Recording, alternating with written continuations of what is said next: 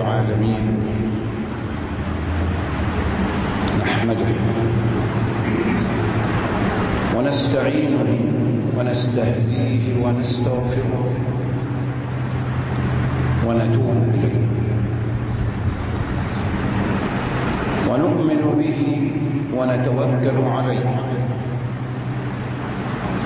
ونعوذ بالله العظيم من شرور أنفسنا ومن سيئات أعمالنا. من يهده الله فلا مضل له ومن يضلل فلا هادي له. فنسألك يا رب العالمين أن تهدينا الصراط المستقيم، صراط الذين أنعمت عليهم غير المغضوب عليهم ولا الضالين.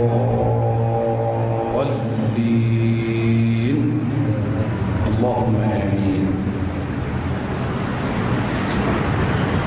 ونشهد أن لا إله إلا الله وحده لا شريك له، له الملك كله وله الحمد في الأولى والآخرة، وله الحكم وإليه ترجعون. أخبر النبي صلى الله عليه وسلم في الحديث القدسي الجليل فقال صلى الله عليه وسلم: إن الله يقول: عبدي أنت تريد وأنا أريد وأنا أفعل ما أريد. سبحانك اللهم وبحمدك. جعل لعبده الذي خلقه وأنعم عليه إرادة، لهذا العبد إرادة من الله عز وجل، ولكن الله يقول له: تأدب يا عبدي، أنت تريد وأنا أريد وأنا أفعل ما أريد. إذن إرادة من هي التي تسير في كون الله؟ أهي إرادة العباد أم إرادة رب العباد جل وعلا؟ ولذلك قال بعدها: فإن سلمت لي فيما أريد كفيتك ما تريد. يعلمنا الأدب،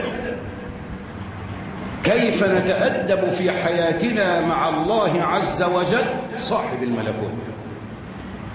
علينا أن نسلم الأمر لصاحب الأمر. فإن سلمت لي فيما أريد كفيتك ما تريد، وإن لم تسلم لي فيما أريد أتعبتك فيما تريد ولا يكون إلا ما أريد. اللهم حول حالنا إلى أحسن حال، وخذ بأيدينا إليك يا رب العالمين في كل الآمال، واجعل عاقبتنا خيرا في جميع الأحوال يا ذا الجلال والإكرام. ونشهد أن سيدنا وحبيبنا وعظيمنا محمد رسول الله الذي رسخ المعاني الكريمة في نفوس أصحابه، فأعلن عليهم صلى الله عليه وسلم: من سره أن يكون أقوى الناس فليتوكل على الله. هذا هو نص كلام رسول الله. من سره، من أراد أن يسر وأن ينشرح صدره بقوته، ماذا يفعل يا رسول الله؟ قال: فليتوكل على الله، فليعتمد على صاحب الخلق والأمر، ومن يتوكل على الله فهو حسبه كافي. إن الله بالغ أمره قد جعل الله لكل شيء قدرا. فاللهم صل وسلم وبارك على هذا النبي العربي المصطفى الكريم الذي أرسله مولاه رحمة للعالمين، وعلى آله الطيبين الطاهرين وصحابته المناصرين والتابعين لهم بإحسان إلى يوم الدين، واجعلنا منهم يا رب العالمين، اللهم آمين. وبعد، فإن الله عز وجل أرسل سيدنا محمدا صلى الله عليه وسلم بالهدى ودين الحق ليظهره على الدين كله، وكفى بالله شهيدا. فبدأ صلى الله عليه وسلم بتثبيت العقيدة في نفوس الذين من حوله، فأعلن عليهم أنه لا إله إلا الله وأنا رسول الله. فهل أخذوا كلام النبي صلى الله عليه وسلم من بداية الأمر وخضعوا انصاعوا؟ لا، وإنما عارضوا رسول الله صلى الله عليه وسلم وآذوا أصحابه، ولكنه صبر، لأن الله عز وجل قال له: وإن عاقبتم فعاقبوا بمثل ما عوقبتم به ولئن صبرتم لهو خير للصابرين. هذا لنا، واصبر أنت يا رسول الله، واصبر وما صبرك إلا بالله. إذن صبرك يعلقك بالله رب العالمين، يوصلك بالله ويجعلك في معية مولاك، وحينما تكون في معية مولاك فإن الله يتولاك. وهذا ما صنعه رسول الله صلى الله عليه وسلم. واصبر، صبر، وما صبرك إلا بالله، ولا تحزن عليهم ولا تك في ضيق مما يمكرون، إن الله مع الذين اتقوا والذين هم محسنون. إذن وضع المولى عز وجل قاعدة: من الذين يكونون معهم ربهم؟ الذين اتقوا. إن الله مع الذين اتقوا، اتصلوا بالله واعتصموا بالله واستندوا على الله وساروا في سبيل الله، فالله معهم. والذين هم محسنون أحسنوا القول وأحسنوا العمل وأحسنوا في كل مناحي حياتهم في كل أحوالهم، فكان الله معهم. ولذلك بعدها قال سبحانه: بسم الله الرحمن الرحيم، سبحان الذي أسرى بعبده. لما صبر واحتسب وصار إماما للمتقين، وهو رسول رب العالمين وهو المصطفى الأمين، صار عبدا لمولاه الكريم، فأسرى به وعرج به إلى السماوات العلى. إذن الصبر والاتصال بالله والاعتصام بالله يرفع العبد، لأنه سيكون مع الله. إن الله مع الذين اتقوا والذين هم محسنون، يرفعهم المولى تبارك وتعالى في قمة الدرجات، لأن من كان مع الله كان الله معه، فرفعه جل وعلا وهو على كل شيء قدير. النبي صلى الله عليه وسلم ذهب إلى بلاد الطائف ومعه زيد بن حارثة مولاه.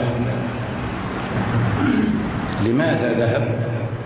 لأن أهل مكة منهم من آمن وهم القلة الفقيرة، وأهل الدنيا عكفوا على الأصنام وعبادة الأوثان، وعارضوا سيد الأنام.